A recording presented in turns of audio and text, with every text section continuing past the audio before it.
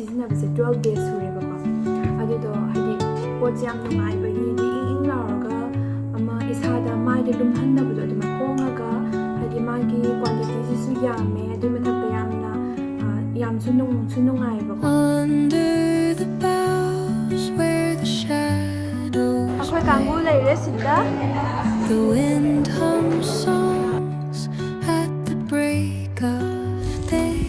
ꯌꯥꯝꯃꯦ ꯃꯅꯥꯁꯤꯡꯗꯨꯗ ꯄꯣꯠ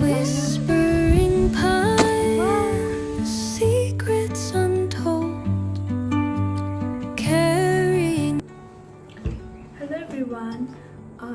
ꯑꯩꯅ ꯃꯃꯥꯡꯗ ꯀꯩꯅꯣ ꯁꯤꯝꯄꯜꯒꯤ ꯄꯣꯠ ꯀꯛꯈꯤꯕꯗꯣ ꯑꯗꯨꯗꯩꯗ ꯇꯣꯅꯔꯗꯣ ꯑꯩꯅ ꯔꯤꯚ꯭ꯌꯨ ꯄꯤꯔꯛꯀꯦꯅ ꯍꯥꯏꯈꯤꯕꯅꯦꯕꯀꯣ ꯃꯃꯥꯡꯒꯤ ꯚꯤꯗꯤꯑꯣ ꯑꯟꯕꯣꯛꯁꯤꯡ ꯇꯧꯕ ꯚꯤꯗꯤꯑꯣꯗꯨꯗ ꯑꯗꯣ ꯑꯩꯅ 4 weeksꯀꯨꯝꯕ ꯑꯗꯨꯃꯥꯏꯅ ꯂꯩꯔ ꯄꯤꯒꯦ ꯇꯧꯕꯅꯦ ꯑꯗꯣ ꯉꯁꯤꯁꯦ ꯑꯩꯅ ꯁꯤꯖꯤꯟꯅꯕꯁꯦ 12 days ꯁꯨꯔꯦꯕꯀꯣ ꯑꯗꯨꯗꯣ ꯍꯥꯏꯗꯤ ꯄꯣꯠꯁꯦ ꯌꯥꯝ ꯅꯨꯡꯉꯥꯏꯕꯒꯤꯗꯤ ꯏꯪ ꯂꯥꯎꯔꯒ ꯑꯃ ꯏꯁꯥꯗ ꯃꯥꯏꯗ ꯂꯨꯝꯍꯟꯗꯕꯗꯣ ꯑꯗꯨꯃꯥꯏꯅ ꯇꯧꯋꯦꯕꯀꯣ ꯈꯪꯗꯦ ꯌꯥꯝ ꯏꯪ ꯂꯥꯎꯔꯒ ꯑꯗꯨꯝ ꯐ꯭ꯔꯦꯁ ꯑꯣꯏ ꯌꯥꯝ ꯅꯨꯡꯉꯥꯏꯕꯀꯣ ꯑꯗꯨꯗꯒꯤ ꯑꯗꯨꯝ 4 weeksꯇ ꯁꯨꯗ꯭ꯔꯁꯨ ꯉꯁꯤꯁꯦ ꯑꯗꯨꯝ ꯑꯩꯅ ꯄꯤꯕ ꯌꯥꯔꯦ ꯈꯜꯂꯒ ꯑꯗꯨꯃꯥꯏꯅ ꯄꯤꯔꯛꯄꯅꯦꯕꯀꯣ ꯑꯗꯨꯝ ꯌꯥꯝꯅ ꯍꯥꯏꯗꯤ ꯄꯥꯝꯃꯁꯨ ꯑꯗꯨꯝ ꯂꯩꯕꯤꯔꯣ ꯑꯗꯨꯝ ꯂꯣꯏ ꯐꯪꯕꯅꯦꯕꯀꯣ ꯑꯦꯃꯥꯖꯣꯟꯗꯁꯨ ꯐ꯭ꯂꯤꯞꯀꯥꯔꯠ ꯑꯗꯒꯤ ꯑꯇꯣꯞꯄꯗꯁꯨ ꯑꯗꯨꯝ ꯐꯪꯉꯝꯒꯅꯤ ꯑꯗꯣ ꯍꯣꯡꯁꯨ ꯍꯣꯡꯉꯤꯗꯅꯀꯣ ꯍꯣꯡꯉꯒ ꯍꯥꯏꯗꯤ ꯃꯥꯒꯤ ꯀ꯭ꯋꯥꯟꯇꯤꯇꯤꯁꯤꯁꯨ ꯌꯥꯝꯃꯦ ꯑꯗꯨꯏ ꯃꯊꯛꯇ ꯌꯥꯝꯁꯨ ꯅꯨꯡꯉꯥꯏꯕꯀꯣ ꯑꯗꯨꯗꯨꯒꯤ ꯃꯌꯥꯝꯅ ꯁꯨꯝ ꯎꯅꯤꯡꯗꯅ ꯇꯧꯔꯛꯄꯅꯦ ꯑꯗꯨꯝ ꯁꯤꯖꯤꯟꯅꯕ ꯌꯥꯕ ꯄꯣꯠꯅꯤꯀꯣ ꯑꯗꯨꯝ ꯅꯨꯡꯉꯥꯏꯕ ꯑꯗꯣ ꯉꯁꯤꯒꯤ ꯚꯤꯗꯤꯑꯣꯁꯦ ꯀꯩꯅꯣ ꯇꯧꯒꯦ ꯇꯧ ꯑꯩ ꯅꯍꯥꯟꯗꯒꯤ ꯍꯥꯏꯗꯤ ꯚꯤꯗꯤꯑꯣ ꯍꯥꯏꯗꯤ ꯕꯦꯛ ꯇꯨ ꯌꯨꯅꯤꯚꯔꯁꯤꯇꯤꯅ ꯚꯤꯗꯤꯑꯣ ꯑꯃ ꯅꯝꯒꯦ ꯇꯧꯕꯅꯦꯕꯀꯣ ꯑꯗꯣ ꯃꯇꯦꯛꯄꯨꯗꯤ ꯃꯌꯥꯝ ꯅꯝꯖꯜꯂ ꯂꯩꯕ ꯑꯗꯣ ꯑꯩꯅ ꯍꯥꯏꯗꯤ ꯄꯨꯂꯞ ꯚꯤꯗꯤꯑꯣ ꯑꯃ ꯑꯣꯏꯅ ꯁꯦꯝꯗꯣꯛꯇ꯭ꯔꯤꯕꯀꯣ ꯑꯗꯨꯗꯒꯤ ꯉꯁꯤꯁꯤꯅ ꯏꯟꯇ꯭ꯔꯣꯗꯛꯁꯟ ꯑꯣꯏꯍꯜꯂꯒ ꯑꯗꯨꯃꯥꯏꯅ ꯚꯤꯗꯤꯑꯣꯗꯣ ꯃꯇꯦꯛ ꯅꯝꯃꯛꯀꯦ ꯇꯧꯕꯅꯦꯕꯀꯣ ꯑꯗꯨꯗꯤ ꯃꯌꯥꯝ ꯌꯦꯡꯃꯤꯟꯅꯔꯁꯦ ꯑꯗꯣ ꯍꯧꯖꯤꯛ ꯀ꯭ꯂꯥꯁ ꯆꯠꯄꯩ ꯊꯣꯛꯂꯛꯏꯅꯦꯕꯀꯣ ꯕꯦꯛꯁꯤ ꯂꯩꯔꯦ ꯍꯣꯁꯇꯦꯜꯗꯩ ꯂꯥꯛꯄꯗ ꯇꯪꯈꯥꯏ ꯆꯟꯁꯜꯂꯛꯑꯦ ꯁꯤꯅ ꯑꯩꯈꯣꯏꯒꯤ ꯇꯤꯐꯤꯟ ꯑꯩꯈꯣꯏ ꯈꯥꯎꯒ ꯂꯩꯖꯗꯦ ꯋꯥꯏ ꯇꯪꯈꯥꯏ ꯌꯧꯔꯛꯑꯦ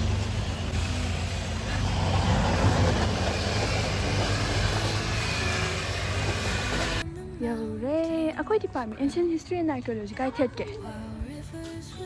ꯑꯣ ꯊꯦꯠꯂꯦ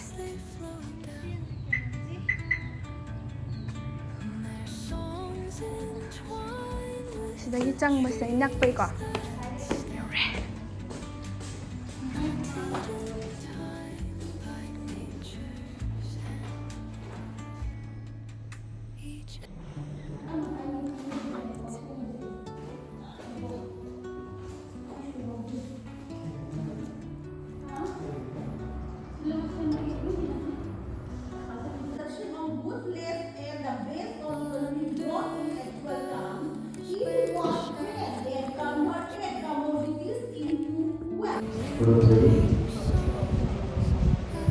Honorable Vice Chancellor of Education,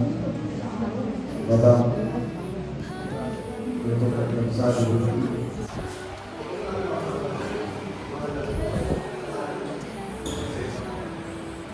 ꯂꯣꯏꯔꯦ ꯁꯦꯃꯤꯅꯥꯔ ꯑꯩꯈꯣꯏ ꯀꯥꯡꯕꯨ ꯂꯩꯔꯦ ꯁꯤꯗ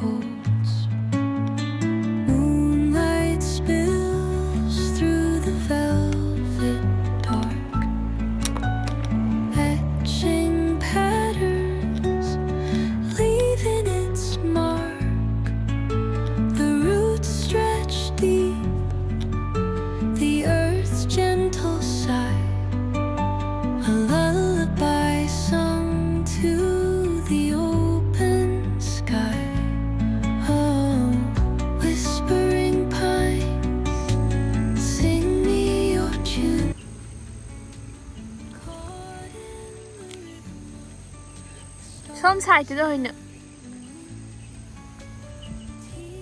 ꯅꯝꯃꯝꯗ꯭ꯔꯦ ꯑꯩꯌꯥ ꯋꯥ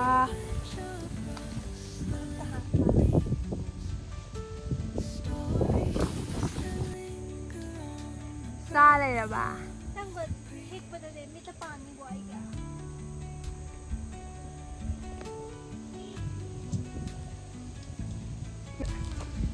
ꯌꯥꯝꯃꯦ ꯃꯅꯥꯁꯤꯡꯁꯦ ꯂꯧꯊꯣꯛꯑꯗꯤ ꯐꯕ ꯌꯥꯝ ꯋꯥ